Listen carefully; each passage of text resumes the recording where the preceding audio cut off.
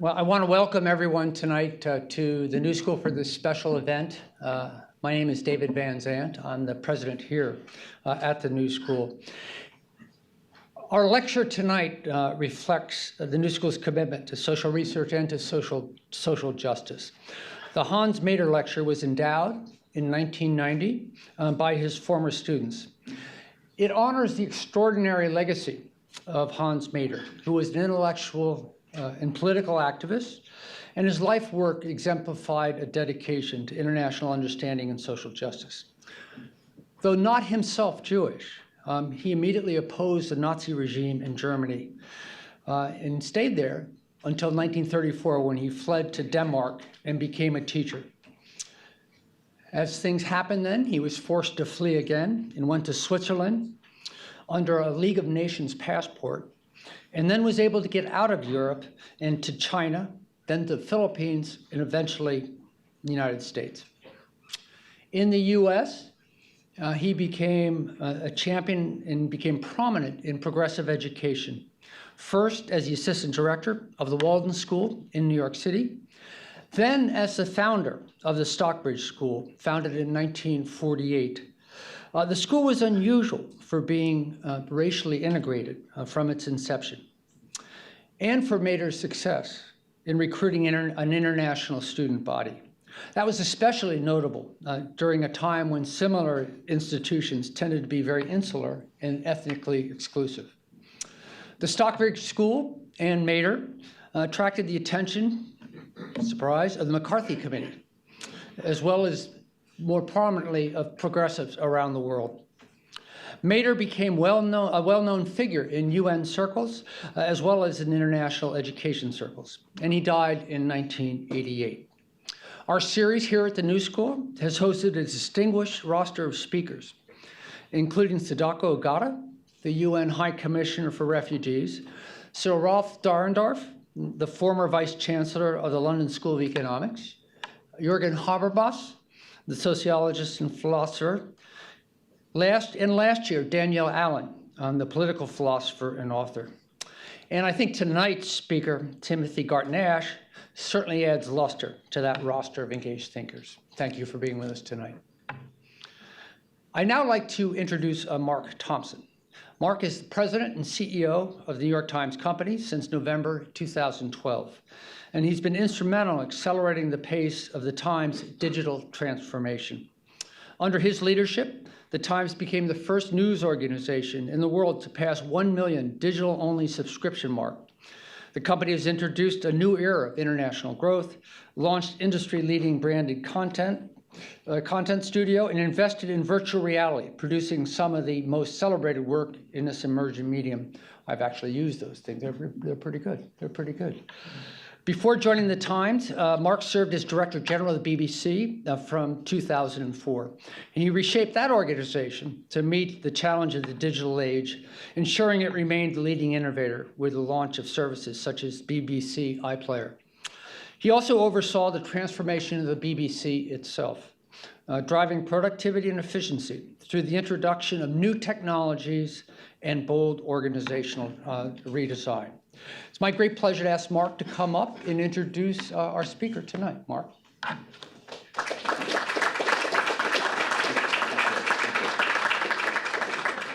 Thank you very much for the introduction to the introducer. You left out one important thing, which is I'm a friend and a very big fan of Timothy Garton Ash. So good evening, ladies and gentlemen.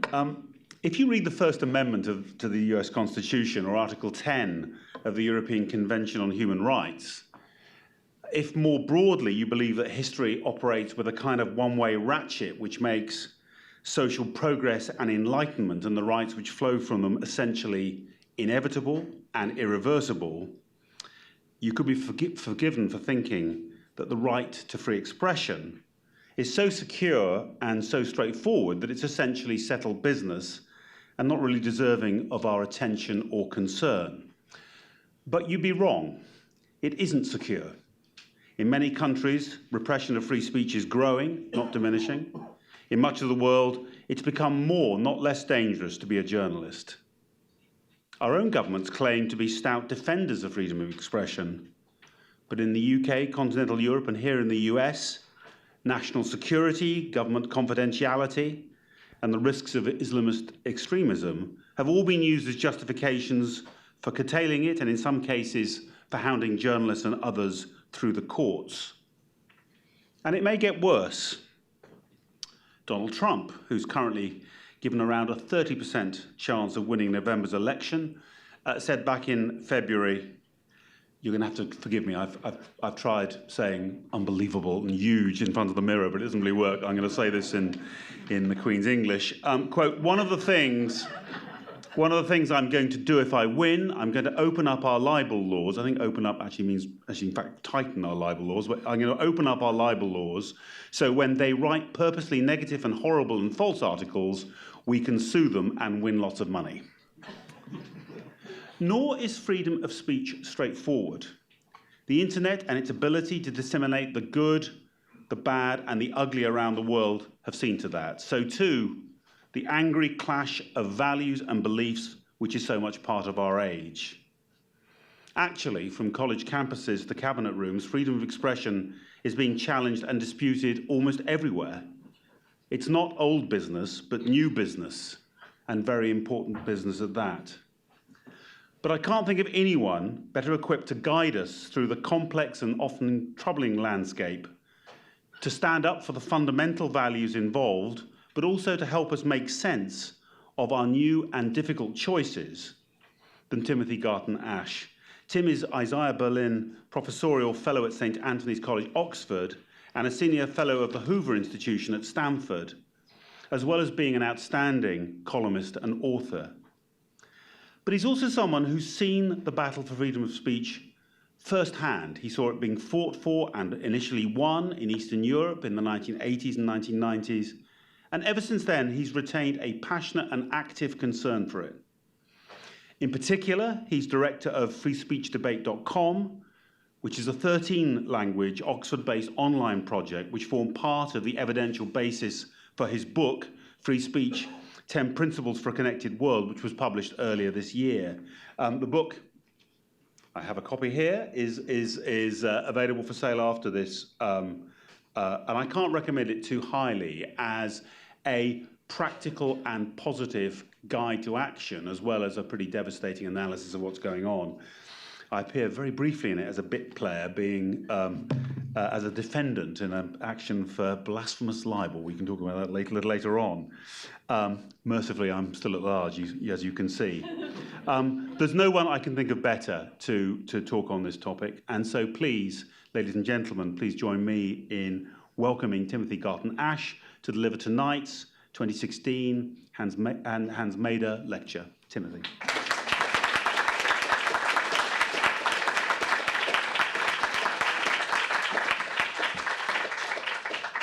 Well, thank you very much, Mark, for that very kind introduction. Entirely devoid of trumpery, I'm sure. And it's a great pleasure to be here at the New School, which I like to think of as a piece of intellectual Mitteleuropa, plumped down in the middle of New York. And for me, there could be no higher compliment than that. Trumpery, ladies and gentlemen, trumpery is a fine old English word which means deceit, fraud, imposture, trickery, worthless stuff, rubbish, and idle, superstitious nonsense. It is, of course, pure coincidence that this word, this fine ancient English word, happens to coincide with the name of Donald Trump. Its actual etymology derives from the medieval French tromper, to deceive, cheat, or create an illusion. Of course, if we took the etymology strictly from the Trump family line, it would have to derive from the German word Drumpf, which I suppose would give us the German word Drumpferei, which, so far as I know, does not yet exist, but I hope it will.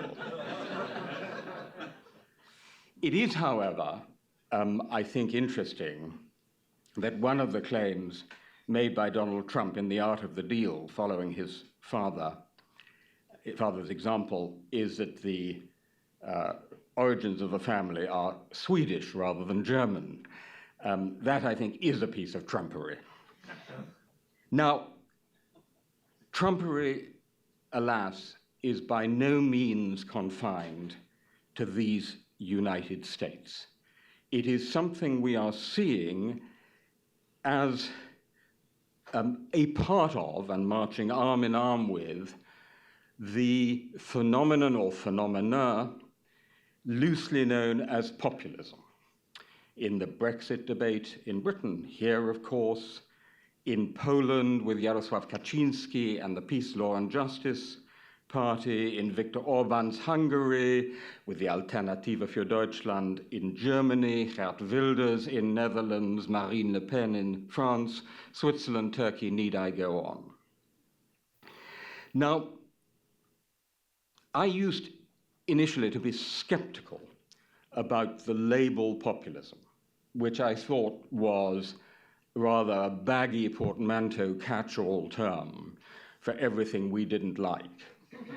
You know, we are popular protest in Occupy Wall Street on the indignados, you are populists. We are patriots, you are nationalists. But I've become convinced that it actually does have some reasonable analytical content.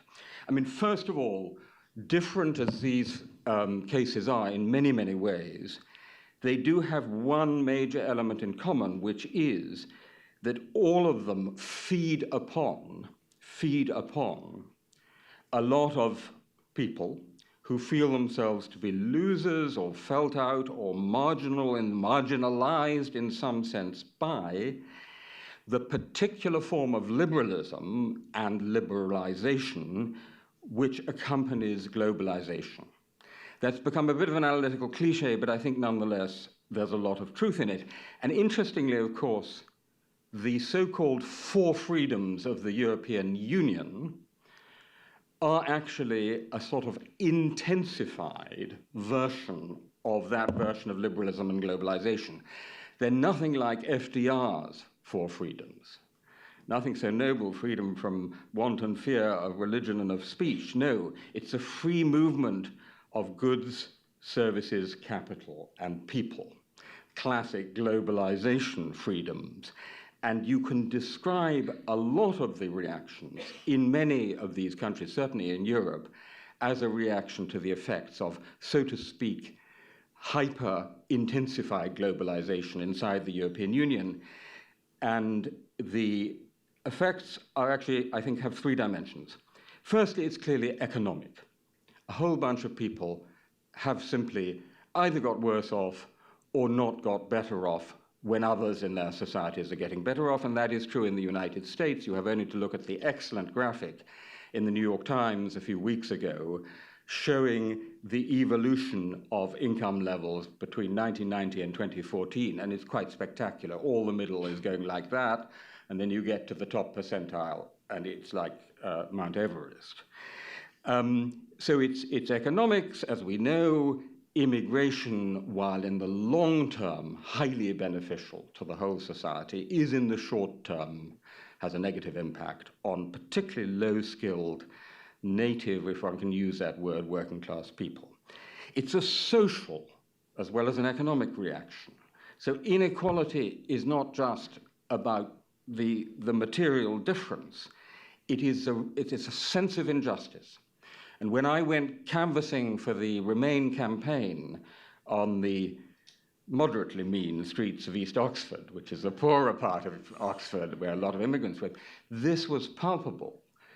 Because if you go to North Oxford, which is, I'm afraid to admit, where Mark and I live some of the time, these mansions, these great mansions which were built for rich people at the end of the 19th century with servants, and 30 years ago were in multiple occupancy. They were apartments, flats, students living there, are now again mansions for people in the city, rich American people, Russians, Chinese, and the servants' quarters are again occupied by servants, and people in Oxford know that. So it's a social thing as well. We don't have any servants, I hasten to add. It's also it's also a cultural phenomenon. So economic, social, but also cultural, because the blame for these woes is placed on the other. Muslims, quote unquote Muslims, I hasten to add, in many European countries. East Europeans in Britain. It's very interesting. The key reason the Brexit vote was, from my point of view, lost was the resentment of the massive level of immigration from inside the EU. And it was fascinating to observe, and I saw this on the ground, Asian shopkeepers complaining bitterly about these bloody Poles and Romanians who were coming in and taking the houses and the jobs and creating queues in the hospitals. By the way, an ironical testimony to the success of integration of Asian British in British society, that they were complaining about the bloody foreigners, who of course were white Christian Europeans. In the US, it's Hispanics and so on. But I think it's important to recognize that it has all three dimensions, not just the one, economic, social, and cultural. These are real, genuine, in many respects, justified concerns, and it's quite wrong to dismiss them all as racists, xenophobes, troglodytes, or, dare I say it, the basket of deplorables. Now, there's another sense in which I think the term populism is analytically justified. And I owe this to an excellent short book, which I commend to you, by Jan Werner Müller at Princeton, recently published, called What is Populism? What unites many of these, most of these, in many ways, disparate movements, is that they claim a direct legitimation from the people, to be translated more accurately as Volk in the German sense, because I think that's the closest equivalent, the people, which trumps all other forms of legitimation in a pluralist, liberal, democratic state. Great example from Poland. As you know, the new Law and Justice government, having won both an absolute majority in parliament and the presidency, went about various measures of takeover, public service broadcasting, the civil service, the secret service, of course, and most importantly, tried to neuter the Constitutional Court. And when this was challenged, and the argument was made, but there's some authority against this, a right-wing politician said, no authority can be higher than the will of the nation, the will of the folk. Classic populist statement. And then the populist says, as Donald Trump famously said at the Republican convention, and I am your voice. I alone am your instrument. The Turkish president, Recep Tayyip Erdogan, once famously said, we are the people, who are you? We are the people, who are you? And that takes us to another aspect of the rhetoric of populism, which is that while it speaks in the name of the people as a whole, it actually distinguishes the real people, the true people, from the others. And you can trace this in the actual rhetoric. I owe a couple of these examples to Müller's excellent book. One is, of course, George Wallace in 1963, in his acceptance speech as governor of Alabama, when he said, in the name of the greatest people that have ever trod the earth, I say, segregation now, segregation tomorrow, segregation forever. Classic populist statement. Donald Trump, I quote, the only important thing is the unification of the people, because the other people don't mean anything. Classic of its kind, I think. And of course, the real people are distinguished from these elites, remote, liberal, bi-coastal, metrosexual in the United States, in New York or San Francisco, in Paris, Warsaw, the south of England. This is very much the rhetoric of the UKIP leader, Nigel Farage, who on the day of their great victory in the Brexit referendum, I'll never forget, at about 3 o'clock in the morning, said, This is a victory for real people, ordinary people, decent people. So you see, I, and dare I guess Mark, and the other 48% who voted for Britain to remain in the EU are apparently neither ordinary, nor real, nor decent. It's also a rhetoric against experts. A classic statement of this kind comes from Michael Gove, an intellectual egghead if ever there was one, but an opportunistic Brexiteer who famously said, and again it's a sort of classic statement, I quote, "People in this country," in this country is important, it's not that, "people in this country have had enough of experts." So so we have the rhetoric, we have the problem. Now, could I possibly take a bit of water somewhere? Yeah, I'm just thinking of the bottle. A bottle will be fine. Thank you. I'm showing I'm a real and ordinary person drinking from a bottle. So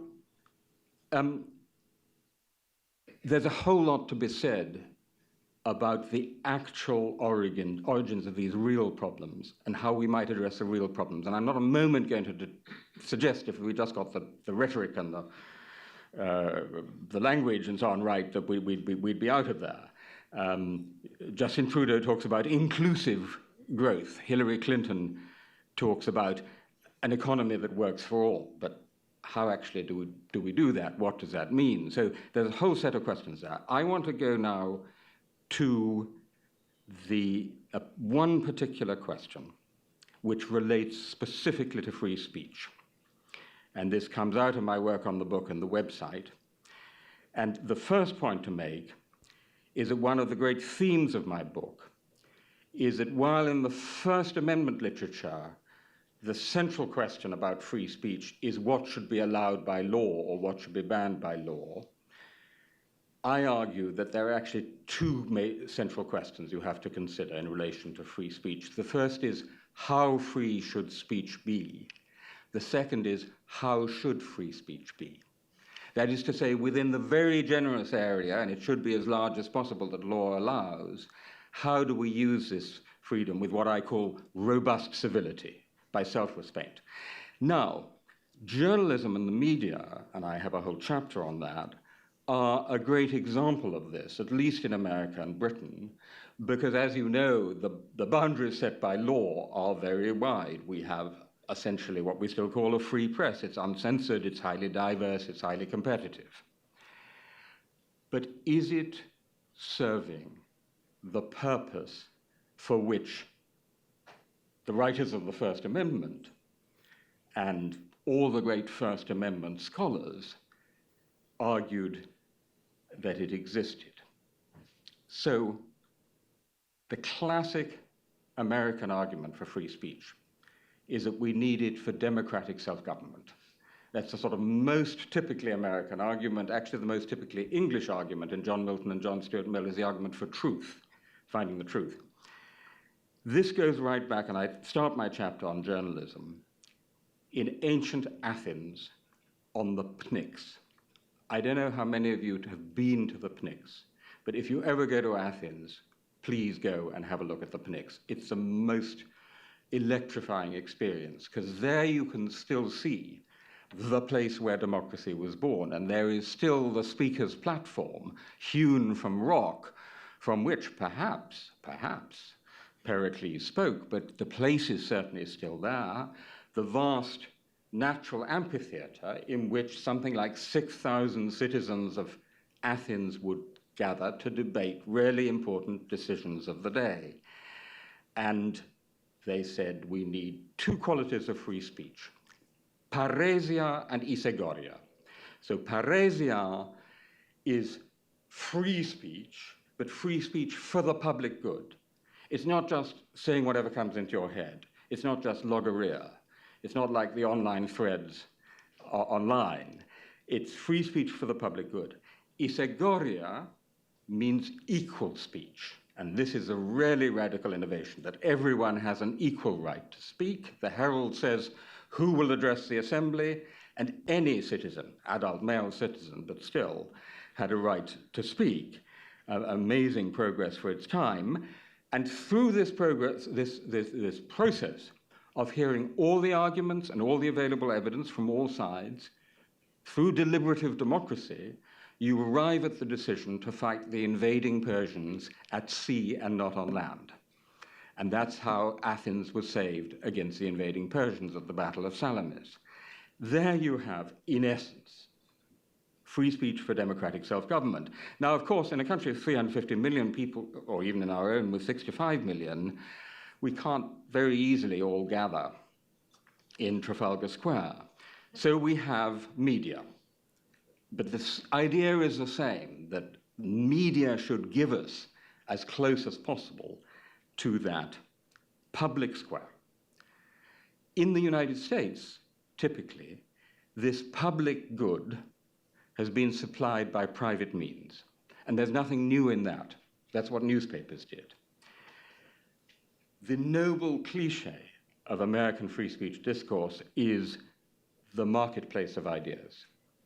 And what I want to suggest to you is that what we're seeing in the age of populism and Trumpery, perhaps particularly in this country but also elsewhere, is a market failure in the marketplace of ideas.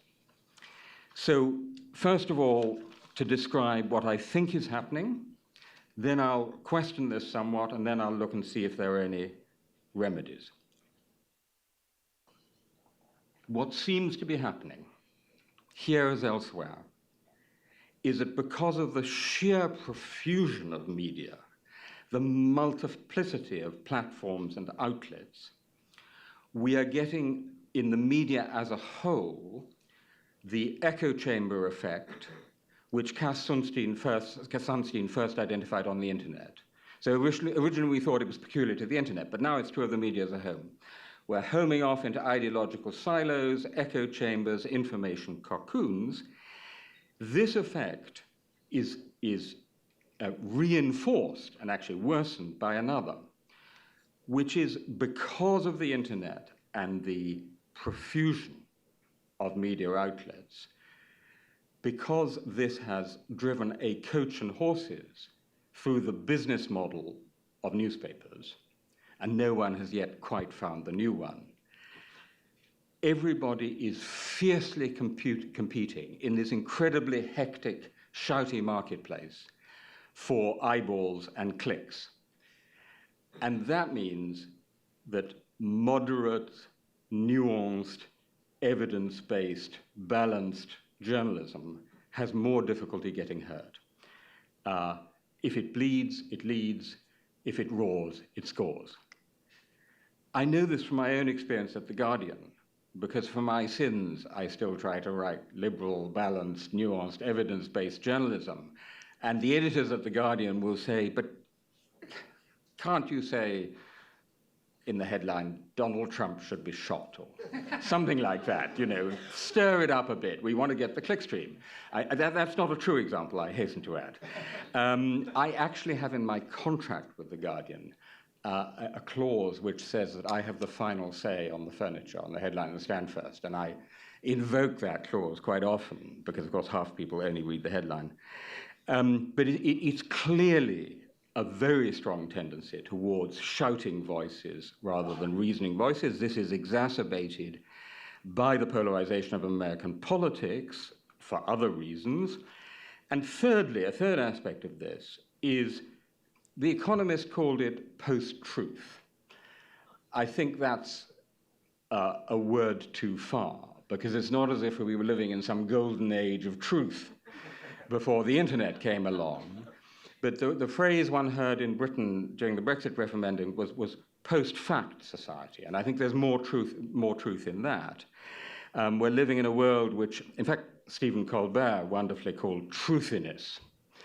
I actually had the interesting experience of trying to defend a book of mine which was called Facts Are Subversive, on the Colbert Report. By the way, an appearance which did more for my reputation with my students than 2 Nobel Prizes, multiple Pulitzer Prizes. Nothing I could have done would possibly compete with appearing with Colbert. It was great fun because he suddenly said to me, he said, "But what do you mean facts are subversive? I don't want facts to be subversive. I don't want to be made uncomfortable. I want to have comfortable, warm feelings and things that make me feel good." Now, this was satire then, a few years ago, but increasingly in the world of Donald Trump, but also of Trumpery more generally, reality, it seems to me, is overtaking the satire. And you see this in many cases, not just in the United States, so that facts give way to the powerful supertanker of the narrative, simple narrative repeated over and over again. In the Brexit referendum, the Out campaign drove around the country for weeks in a big red battle bus, and on the side was written, and it's quite literally the big lie, because it was about 3 meters tall, the UK pays £350 million a week to Brussels. We could spend it on the NHS. This is quite simply a lie. It was multiple times fact-checked and disproved. It made not a blind bit of difference. They went on repeating it as if it were essentially true. Donald Trump and the Bertha, very familiar to you. But I found a fascinating comment he made in an interview after Obama had released his birth certificate. And it goes as follows. You know how he often says, "A lot of people think." This is one step further, and it's a classic example of truthiness. He said, I quote, "A lot of people feel it wasn't a proper certificate. It's not just think, it's feel. I just feel that. Don't bother me with the facts." Alarmingly, according to some polls, up to 1/3 of Americans still believe that Barack Obama was not born in the United States. Another example, the Smolensk myth in Poland. So as some of you will know, the brother of the current leader of the Law and Justice Party, Lech Kaczynski, tragically died in a plane crash in Smolensk on his way to honor the victims of Katyn. Millions of Poles still absolutely believe and cannot be convinced by any number of inquiries, any amount of evidence, that this was a Russian plot to bring them down, in which probably liberal Polish politicians were also conspiring. Again, the narrative in a post-fact society prevails over the facts. Now, so what you have is, it's not just the alt-right, you have in all these societies what I call alt-reality. In the left echo chamber, Trump supporters, Fox News, Rush Limbaugh, Talk Radio, Breitbart, social media, in which most of your news is coming from your friends. I'll come back to that. Very important point. And as Zeynep Tufekci pointed out in the New York Times, total conspiracy theories, like Hillary Clinton's body double. Some of them believed. Clinton supporters, MSNBC, which is, in my view, Fox à rebord, just as shouty and partisan on the other side. NPR, very interesting. NPR, after all, is meant to be public service media. It's meant to be genuinely fair and balanced, impartial. I would submit increasingly it's a part of the liberal echo chamber. In the course of my book tour for this book, I did in one of those nice, long radio interviews with someone on NPR in Chicago, and he told me an interesting story afterwards. When they first called Ronald Reagan, or someone first called Ronald Reagan a war criminal on air, they got 15 calls, all of them fiercely protesting. When they first called George W. Bush a war criminal, they got just 3 telephone calls, all in support. So it had ceased to have that BBC space when, you know, conservatives and liberals all listened in. The New York Times, saving Mark's presence. I think something very interesting has happened, it seems to me, but not just to me as a reader. It's not just that the New York Times has become vigorously, campaigningly against Trump, editorially, and on the op-ed pages. You can hardly open the paper without reading 2 or 3 anti-Trump pieces. great as is my appetite for anti-Trump pieces, even I can get a bit satiated. But more important, I think, I would suggest, and I'm supported in this by a couple of people who worked for many years for the New York Times, even in the news coverage, one is beginning to see a slightly campaigning tone, adverbs like reckless or adjectives or verbs like lying, which one would not have seen in the New York Times almost spinsterishly scrupulous news coverage until recently. We might talk about that in discussion, but as I say, I was talking to a very senior New York Times editor who said his sort of eyes popped out of his head where he saw these details in the actual wording and editing of the news stories. Now, I can totally understand why the New York Times might be going in that direction. A friend of mine who writes for La Repubblica said, you know, it was like us when we saw Silvio Berlusconi coming up, and it was a real prospect of his being prime minister. You feel you really have to stop it. I totally understand that. Nonetheless, the long-term consequence is potentially even more separation out into the left and right echo chambers. Now, incidentally, both the candidates sort of confirmed this perception in Monday's television debate. Hillary got off her extremely well-rehearsed line, "Donald, I know you live in your own reality." It was waiting in her pocket, and she brought it out at the right moment. The Donald got out his much more mangled, but actually therefore much more interesting line, which was, I quote, "The best person in her campaign is mass media." That's presumably Miss Mass Media 2016, this person, whose appearance is a bit piggy and should go back to housekeeping. This person in her campaign is mass media, so mass media, liberal media, East Coast media, elite media, and not true and real and ordinary and decent media, like Breitbart. It is a speculation, but at the moment no more than a speculation, that this is reflected in some in-depth polling on the views of the American electorate. And I say this subject to correction by political scientists in the room. So all of you probably know that there's a political scientist called Ray Fair, whose famous argument was essentially a sophisticated political science version of Bill Clinton's "it's the economy, stupid," or maybe it's the other way around. You know, if the economy is doing fine, then generally the incumbent will win. Now, this is gradually ceasing to hold as well, which is concerning. And one thing which is interesting in that connection is that polling, for example, by Pew, is starting to show that Republicans and Democrats actually see different economies.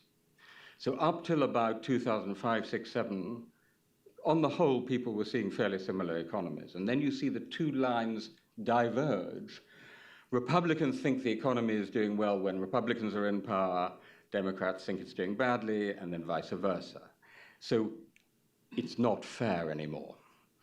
Now, one cannot absolutely demonstrate that that is connected to the evolutions in media polarization, because there could be other reasons for it. I caution that. But it is at least suggestive.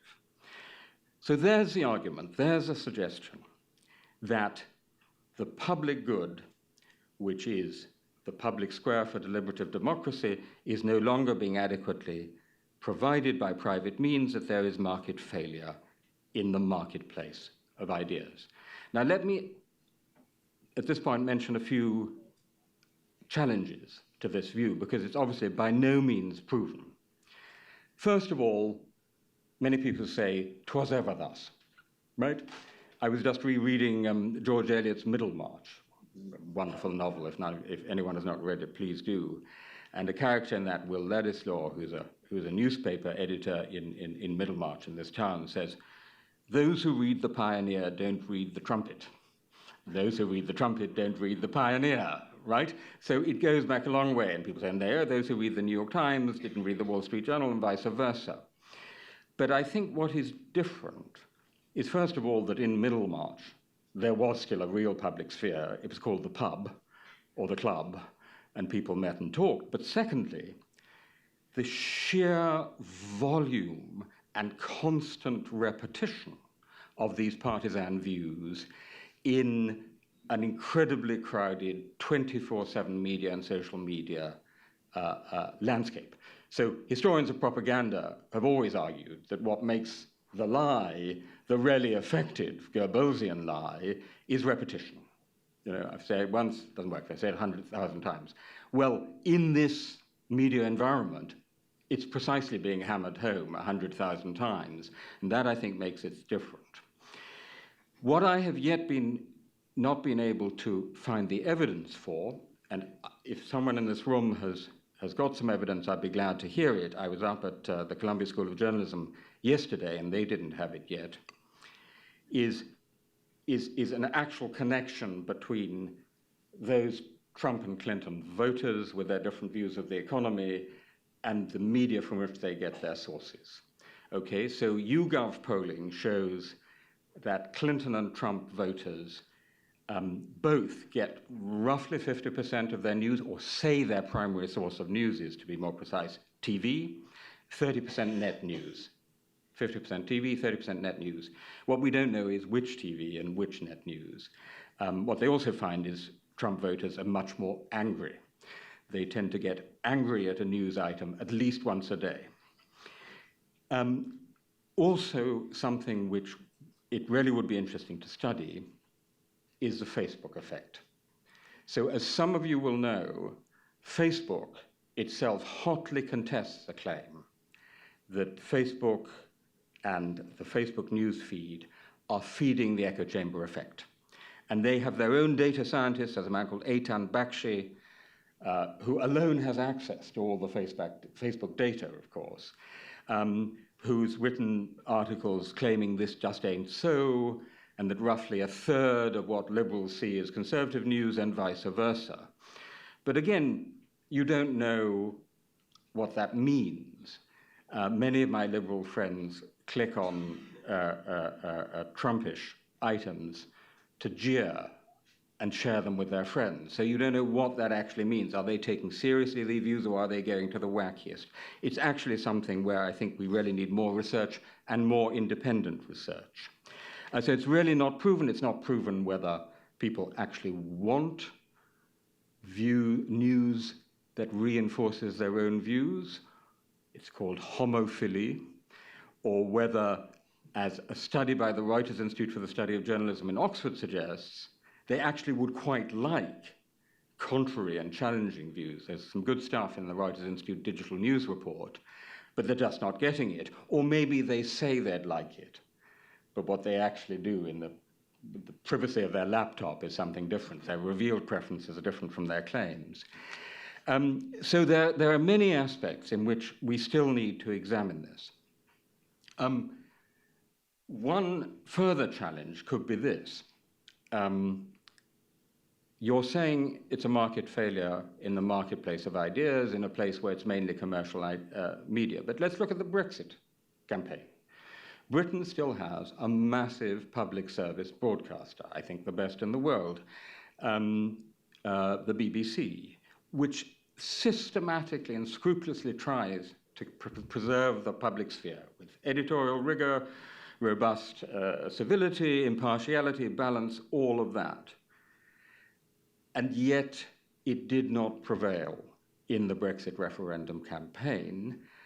Let me suggest a couple of reasons why. Firstly, because the Eurosceptic press in Britain, the commercial press,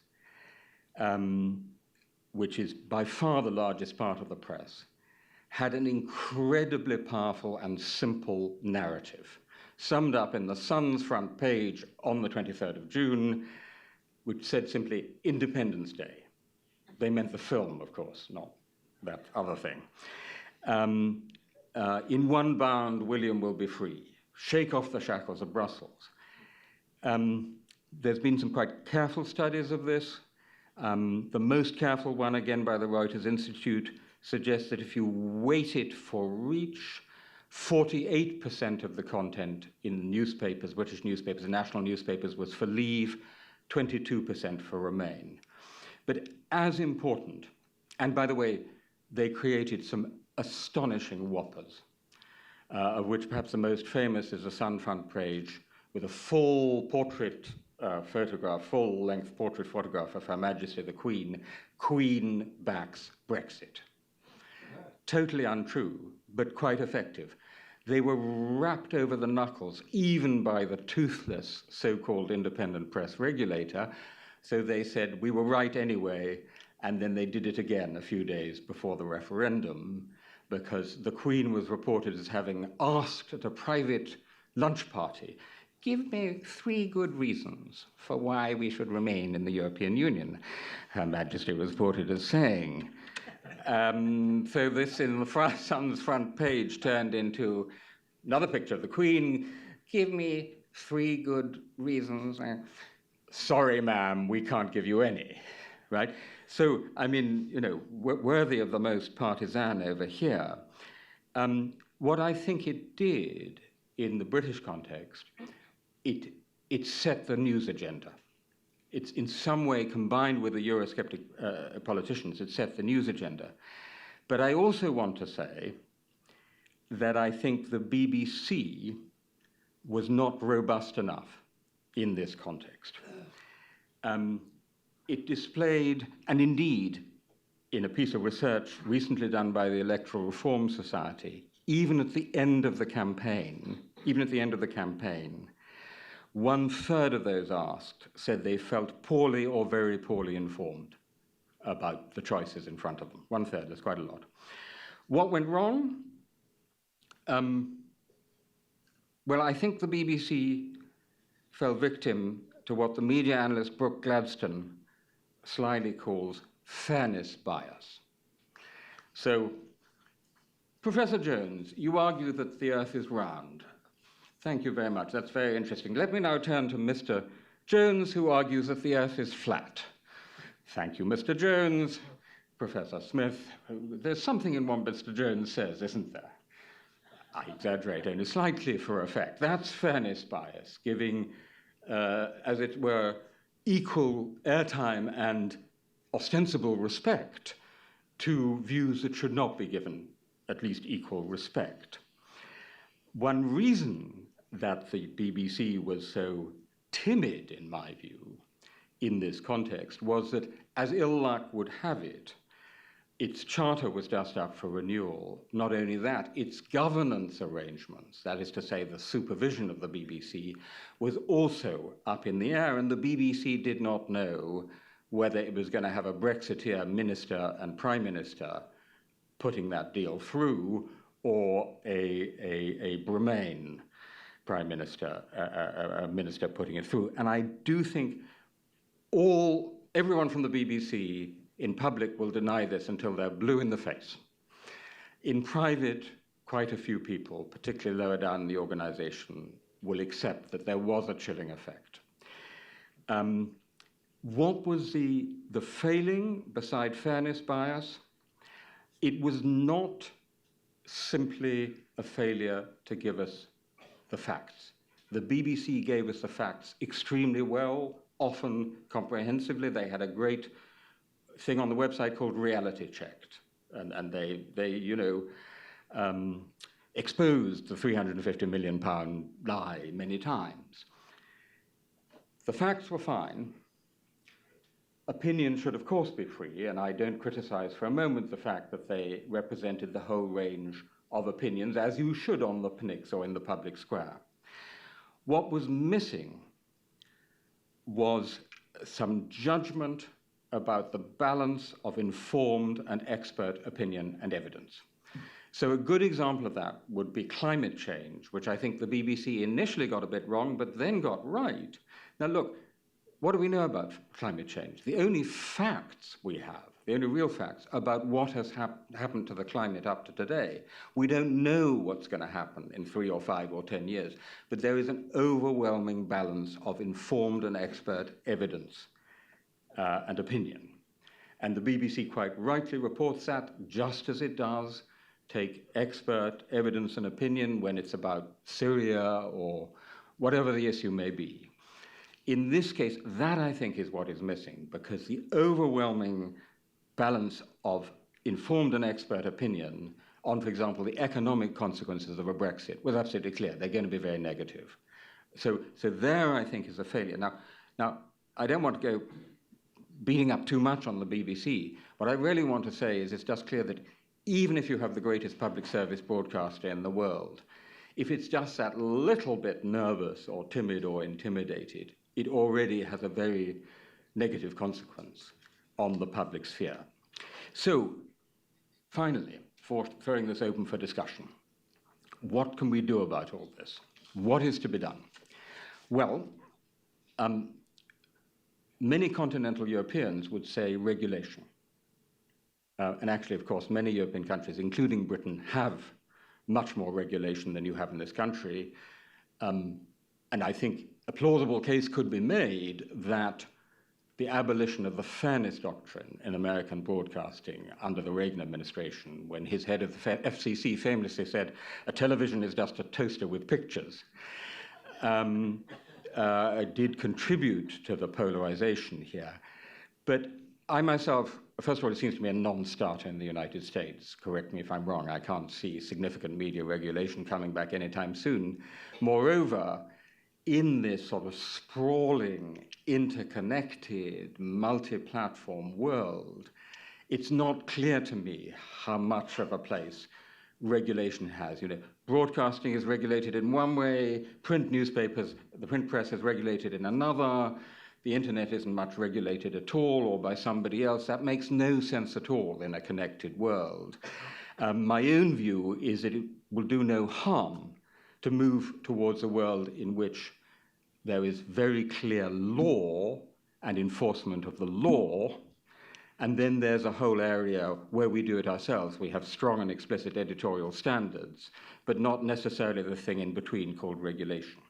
Then, of course, we who have public service broadcasters, the Canadians, the British, the Germans, have to defend them.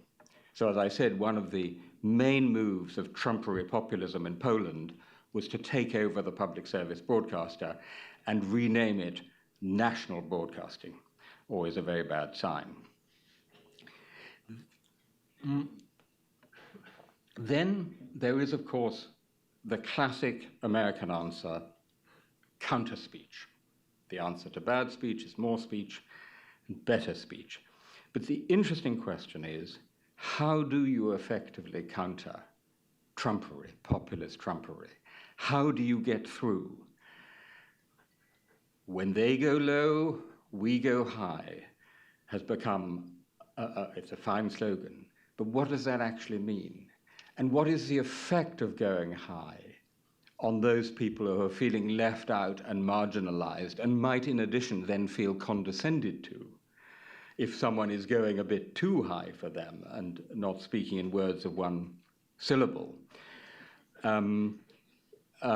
We have to think, if we're serious about this, about the language and the media that would actually leave that close to a half of our society that feels marginalized and left behind. And one thing I do feel is that we, the media, probably did not do half enough in terms of good reporting on what was going on in the post-industrial towns of northern England, which voted for Brexit, the banlieue of Paris, the Rust Belt in this country.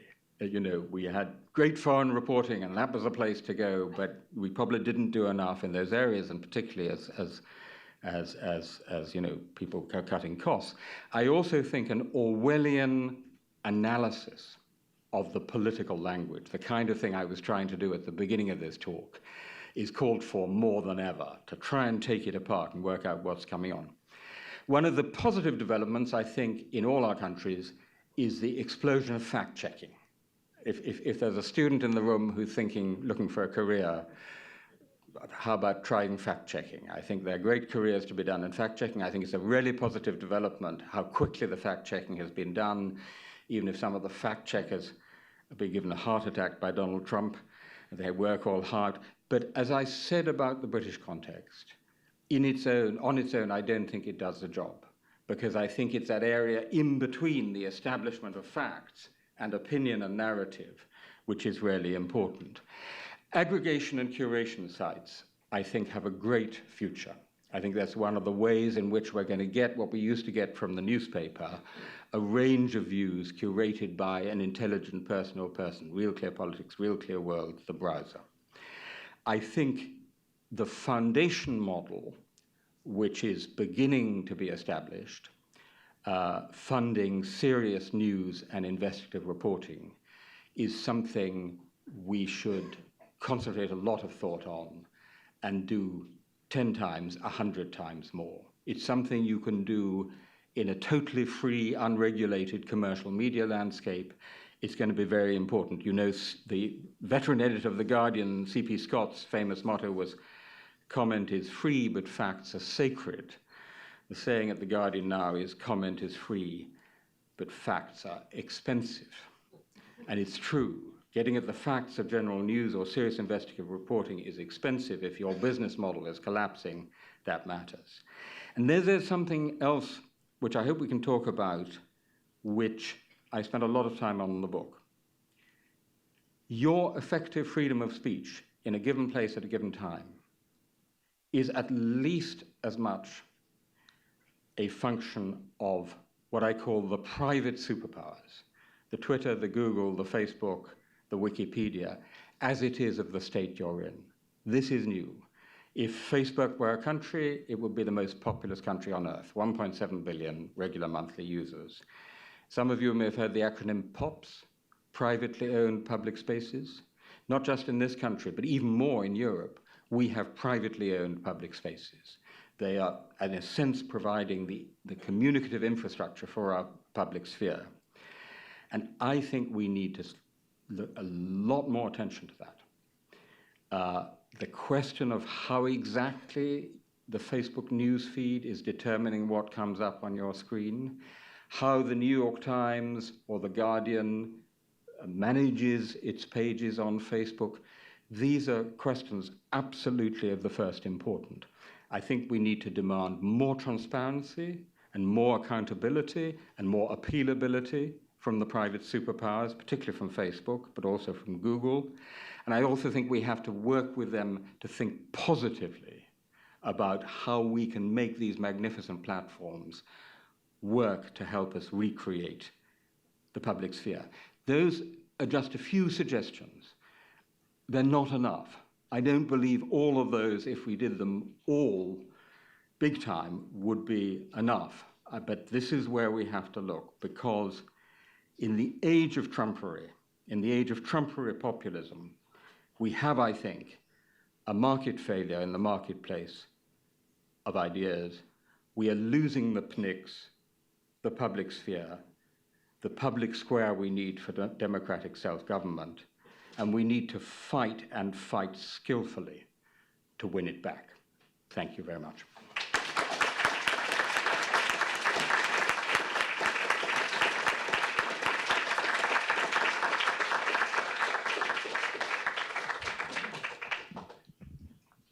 Well, is this on? There we go.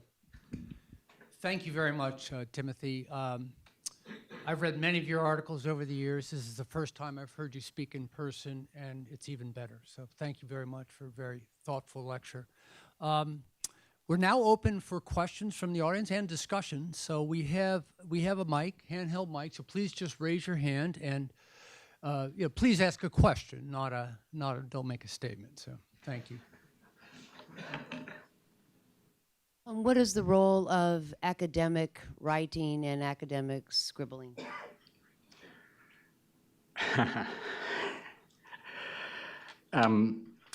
I think, first of all, the media analysis and the analysis of the connections between media and politics is actually a very important function at the moment.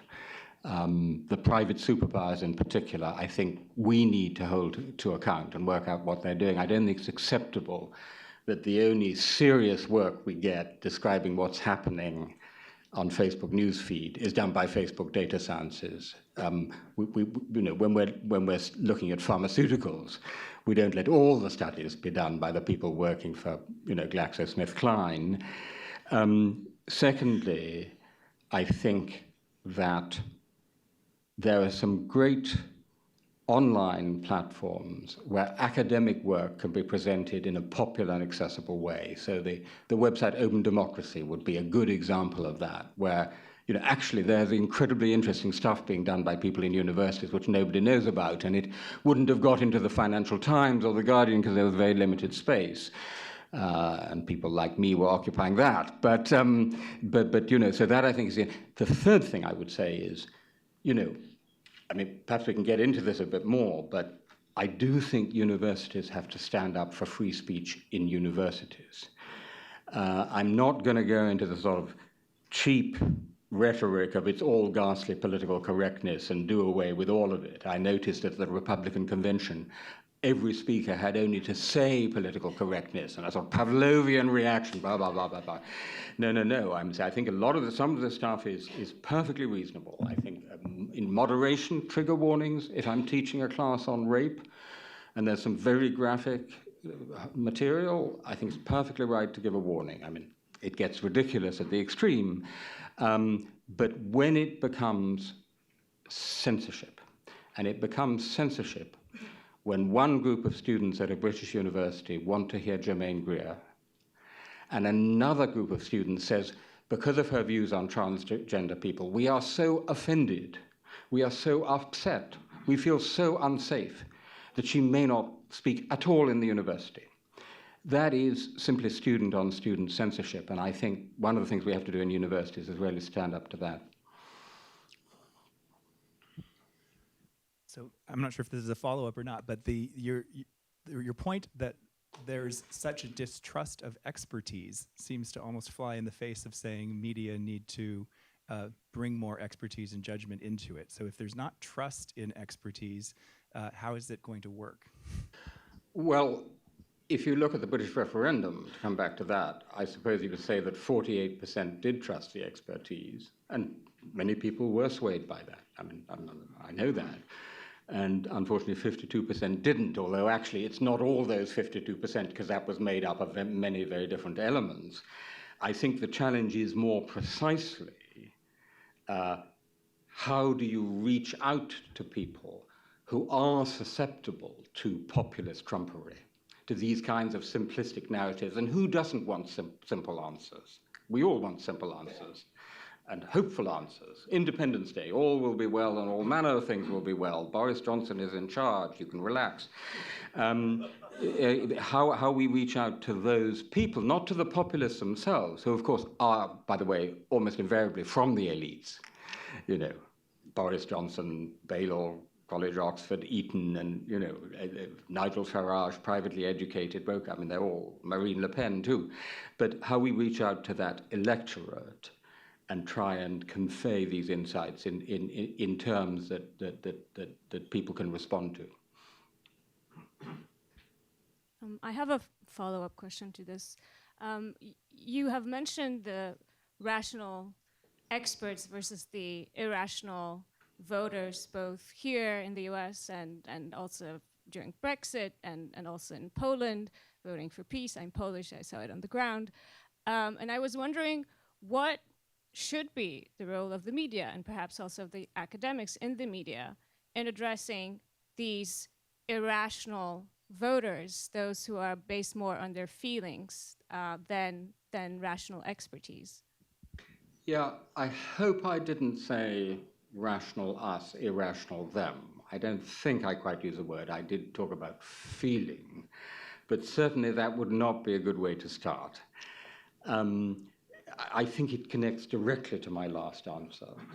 But the rhetoric, the language you use, the way you say it, is incredibly important. And this is, I'm afraid, to get very contemporary, the difference between Bill and Hillary, because Bill Clinton had that absolutely amazing ability to present, Gödel's third theorem in language that the guy in the bar could understand. And we do have to find simple enough language relating to common sense.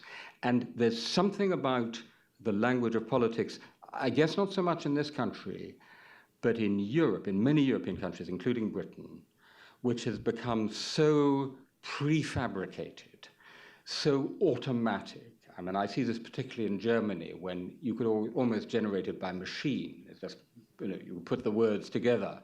And it's seen as a whole political class, whether they're conservative, Labour, or liberal, SPD or CDU or FDP. They're all part of that remote political class. And by the way, they and the journalists. So that when you get someone like Farage, who can sound authentic, sound like a man of the people, that has an enormous impact. So I think our politicians do possibly have to learn to sound like human beings again.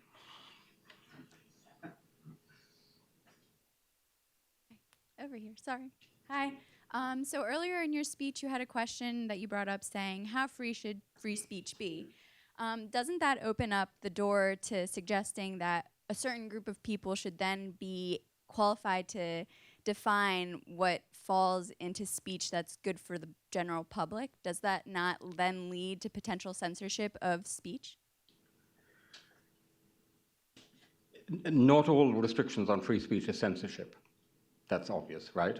Throughout the book, I mean, actually, for much of history, the word censorship, starting in ancient Rome, was used positively. It was regarded as a positive thing. In British 18th century, even into the 20th century sometimes, I stipulatively use the word censorship throughout my book to mean an illegitimate restriction on free speech, for clarity. So if we're talking about illegitimate restrictions on free speech, then I do not believe that the self-regulation of media, editorial standards, community standards, can rightly be described as censorship. There is, however, a problem when those editorial standards are being applied to an imagined community of 1.7 billion people. Example, the other day, Facebook took down from a well-known Norwegian writer's Facebook page the famous Nick Ut 1972 photograph of the naked little girl terribly burned by napalm running down the road.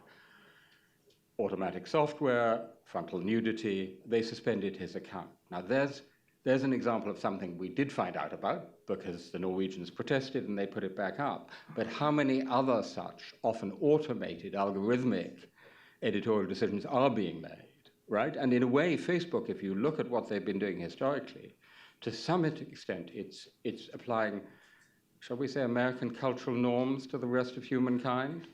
I mean, the French are much less worried about nudity, but much more worried about hate speech, right? In fact, they're urging people to tear off their burkinis and wear less on the beach, but they'd be more restrictive on hate speech. So I think there's a really interesting, altogether, an area in there in how we hold the private superpowers accountable. But I don't think it's censorship. We have a lot of hands, so she's trying the best. Yeah, go ahead. Just spread it around.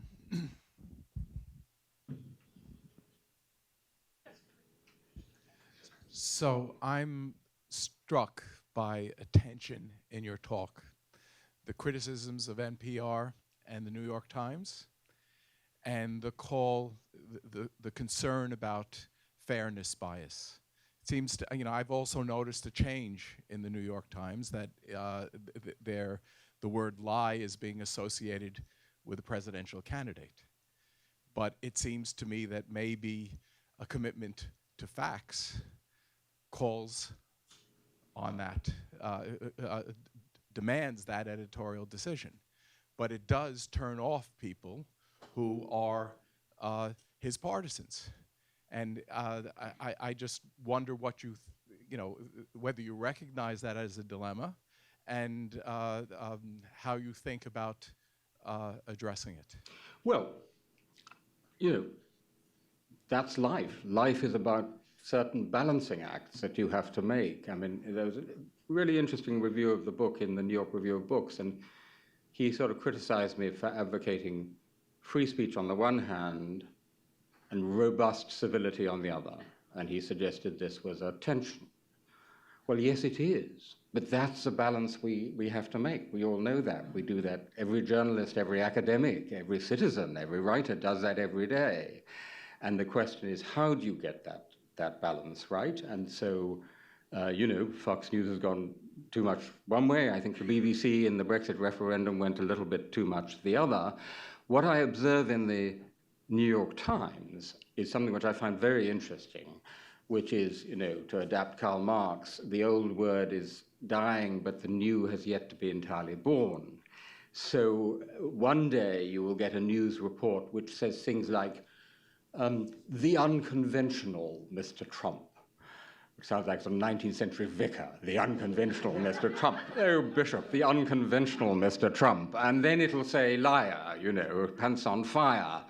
And I think the New York Times is genuinely groping, as we all are, for something which, is somewhere in the 21st century and not as a 19th century vicar, but still keeps some standards of impartiality and fairness and balance, right? So, it's banal to say it's a difficult balancing act, but then what I would want to do, rather than answering you anymore at this level of abstraction and generality, is say, let's take 10 news stories and see how we write them. Yeah, that's how I would answer it. Mark, did you want to come in on that? Yeah. I speak as an ex-editor rather than the current one. I think the question is onto something here. I thought when you were talking about the BBC, and I had absolutely nothing to do with the BBC's coverage, you've got to be careful about accusing an impartial broadcaster of failing because the public voted a way which you personally disagree with. That wasn't the argument. Well, if I may say so, you suggested the BBC's coverage had failed because of essentially excessive impartiality. Now, the Times hasn't said liar, liar, pants on fire.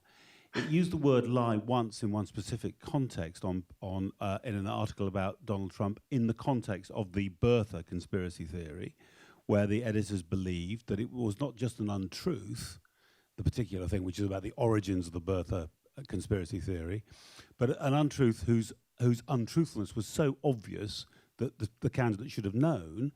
And what the Times was doing precisely was to attempt to avoid falling into the, if you like, the fairness trap of not stating clearly in context of the news story, knowing that many users would only see the news story and wouldn't see the opinion pages, so that people would understand clearly in context it was quite clear that this statement was untrue. And I would say, at the very least, you're a difficult man to please on this point, as between not pointing it out and therefore failing, or pointing it out and therefore failing. And although it is difficult, I would say that you're asking working editors to hit a microscopically fine target as between BBC coverage of Brexit and Times coverage of Trump. Well, there you are. Defender of the New York Times. First of all, the only way to take this forward really would be to do a seminar looking at how individual stories are written, because it's not just the one use of lie. It's the words like reckless, recklessly. It's actually in the writing of the story. As you know, the New York Times had a very, very precise way of writing news stories. And, I call in evidence, a couple of very senior former New York Times editors who would say that, who had best remain anonymous in this context. And I think many people in the room would agree that something has happened there. We can talk about whether it's right or wrong. The BBC, Mark, I'm not objecting for a moment to impartiality. That is absolutely, to get me wrong. It was impartial, it should have been impartial. It's the depth and rigor of the reporting, right? It is not a lack of impartiality to say there are 15 reports by the most respected economists and international financial institutions which say the economic effects will be negative, and there are about 10 economists over here. That's not a failure of impartiality. Not to say it is a failure of rigorous journalism, I would say. So that would be my beef. Let me push you on this, because you earlier talked about MSNBC and Fox as roughly echo chambers on the other side, pretty much equal to one another. I think that's simply untrue. Anyone who watches the two can distinguish between Chris Hayes and Hannity. Hannity's campaigning with Mr. Trump, and sharing and pushing his lies. Chris Hayes is trying to examine things from a much more what you would probably call objective point of view. It's also the case that I think you're falling into the trap of what happens before an era of fascism. When a fascist, a proto-fascist, stands up and says outrageous things, and then when people point it out, they say, oh, you're saying outrageous things in return. You're calling him a liar. And after all, Hillary has told some fibs about her email, so she's a liar too. So they're both liars, and everyone distrusts both of them. In other words, I think you give serious quarter to serious proto-fascists when you take the point of view that there should be some kind of stand in the middle. And I think you are, in fact, purveying a fairness bias in a most dangerous way in times as dangerous as our own. Well, hang on a second. I would not wish to leave this room being thought to give comfort to proto-fascists.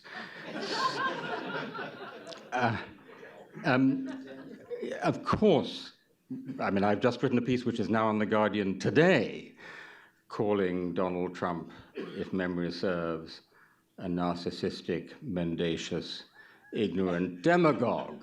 So I don't think that quite qualifies for fairness bias. We're sort of slightly sliding away. We're slightly sliding away from the larger point I was trying to make, which is the disappearance of the shared public square. That was the point I was trying to make, that whatever your judgment about MSNBC, and probably it's not as bad as Fox News, maybe it's not, maybe that comment was unfair, but what is definitely does seem to be happening is this separating out. And that's a larger point, because that is corrosive of what a democracy needs. So that's a larger point. I'm not saying we shouldn't warn vigorously against Trump. Read my column. Can I say one quick follow-up, please, just if I may? I followed up on this, but my question actually was about the empire of fact and reason that you've established as the headquarters of journalism. And the problem is that was been under assault for 150 years since Nietzsche, and under assault by academic postmodernists. The very notion that there are facts that stand on their own has itself been under, and one of the reasons I think the public square has been lost is not because of what journalists and politicians do, but because of what philosophers and post-Nietzschean ways of looking at the world have done to disconcert us about the possibility of facts, the empire of reason, universal assertions. And that seems to me to underlie that was the public square of the Enlightenment and of the 19th and 20th century. That's the public square that I think we've been robbed of, not just by bad journalism and bias, but by what has happened to our epistemology. So I hadn't thought of Nietzsche as a house philosopher of Fox News, I must admit, but I look at them in a new light. But no. I mean, as someone who's written a book called "Facts Are Subversive," I'm going to defend the facts. And actually, I think it's a much better line to defend, the defense of the fact. It is a fact that the Second World War did not begin when Poland invaded Germany. Right? That is a fact. Than to go to the much larger claim of truth, of defending truth. Similarly, I think it's much better to defend some claim about fairness, which is a genuine attempt to be fair, to get at the truth as best you can, than to go to the much larger claim, which one sometimes hears in American journalism schools, of objectivity, which I think is unattainable. So I will go to the wall defending the facticity of the fact against Mr. Nietzsche. Yes, Timothy, I like very much your concept of market failure. I think this is a producive concept, and if I understood you well, it has not, if not been created, but at least aggravated by the phenomenon of sprawling social media, Facebook, appetite for clicks, and so on. But if we assume that this phenomenon will not revert itself, how do you, by which skillful means do you want to bring remedy to that market failure? That was my question, and what I tried to offer you at the end was my very, very inadequate, list of suggestions, because I don't see a simple answer at all. I don't see a simple answer at all, but along with that short list, I mean, I come back to this again. because of the way discussion of free speech has traditionally been conducted, not just for decades, but for centuries, the conversation has mainly been about the state, the totalitarian state, which we think of classically for censorship, the authoritarian state, and heaven knows there are enough of them, the liberal democratic state, and where the boundaries should be set by law. I mean, there are whole law schools and whole libraries devoted to this. And I don't think we too in universities, to come back to the question about universities, have yet woken up to the fact that actually it's now the private superpowers, and they're at least as important. That's why I use that phrase. It's private power as well as public power. And I think we in universities have to turn the spotlight, turn the searchlight, if you will, and turn it on what the French call les GAFA. Google, Apple, Facebook, and Amazon, les GAFA. And really, and actually try and work with them, because they've begun to, you know, they had no idea what was happening. There was this absolute explosion. 5 years ago, you know, 23-year-olds in T-shirts were sitting before screens in Mountain View with a little typewritten sheet saying no nudity, no extreme violence, and trying to take it down. Now they have actually got much more sophisticated. They have good public policy people. They're wrestling with these very difficult issues. But I think we in academia, and indeed in journalism too, really want to engage in a conversation with them, because, you know, that's one of the most important things we can do. Okay. So my question is, can organizations that were designed to create profits be vested with the responsibility of the public square? In a way, when you were talking about this public square that has been taken by private hands, and you refer to Facebook, for instance, as a place where you can have this kind of debate, can these kind of organizations like be possibly taken as a place where people could actually debate issues when their main objective is to generate profits out of? So this is a dilemma that goes all the way back to newspapers. You know, the great New Yorker writer on the press, A.J. Liebling, says in his book on the press, I quote from memory, but it's pretty much something like this: the purpose of a newspaper is to make a profit, but the function of a newspaper is to provide information. So public good of news provided by private means. So that's been around a long time. So there's no reason in principle why that shouldn't be possible, but the in principle doesn't matter at all. The question is whether in practice these vast, enormously profitable machines, for whom the profit definitely almost always comes first, I mean, that has to be said, are going to perform that function which newspapers did. Although, by the way, there was never a golden age. Let's be clear about that. It's always an illusion to think there was some wonderful moment when there was all this terrific, you know, Periclean journalism. But I think in order for that to happen, we the citizens, we the public, and my book really is addressed to we the citizens, is to try to inform people so that they know what questions to ask and what examples to give, have to hold them to account, because they're not very frightened of governments. They're so big and powerful. They're not very frightened of governments anymore. They're a little bit frightened of the EU, because it regulates the biggest, richest single market in the world, 500 million mainly rich consumers. But otherwise, I don't think they're very frightened of the US government or any other government. But they are frightened of losing their users. And here actually media help, because when you get a story in the New York Times about something that has gone wrong in Google or Twitter or Facebook, my goodness, they react very, very quickly. So I think, you know, classically, we have to hold them to account as we hold governments to account. Well, this will be our last question, right?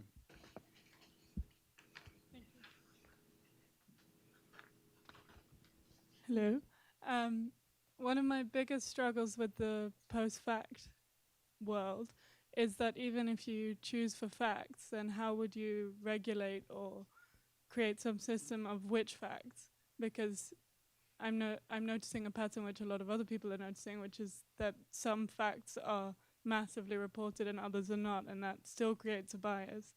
So even if you have a quality of facts, a quality standard of fact, how do you regulate that? How would you create a system like the one that you've tried to suggest? there's a British journalist who unfortunately was killed doing some war reporting, called Nick Tomerlin, who's something of a hero to many British journalists, and wrote very vigorously about the practice of journalism. He said the chief quality needed for a journalist is rat-like cunning. There's some truth in that. And he wrote an essay, which I quote in the book, questioning the very idea of the fact. Mr. Nietzsche might have approved. But of course, it is a fact that on the 13th of October 1969, he wrote an essay questioning the existence of the fact. That is a fact, so he disproved himself. What you cannot regulate is the selection of facts. There's no sort of magical formula for that, but this is why we have free speech and a free press. That there we do have the marketplace of ideas, where there we do have the Millian and Miltonian competition of multiple versions. What you can do, and what I've always tried to do in my own work, is not only to make sure the facts are right. I'm absolutely obsessive about getting the facts right. Otherwise, even when I don't, Robert Silvers of the New York Review will hold me to it on galley proof number C or D. But also to have some sense of fairness in the selection of facts. So I think a lot of it comes down to individual writers with integrity and editors with integrity. That's a very old-fashioned answer, but none the worse for that. Well, I want to thank Timothy for tremendous, by the way, I hope you don't regret accepting our invitation. But thank you very much. We will have a reception outside in the Star Foundation Hall, which is room 102 on this level. It's across the hall and to the right. So please come and join us. But finally, please join me in thanking Timothy for coming.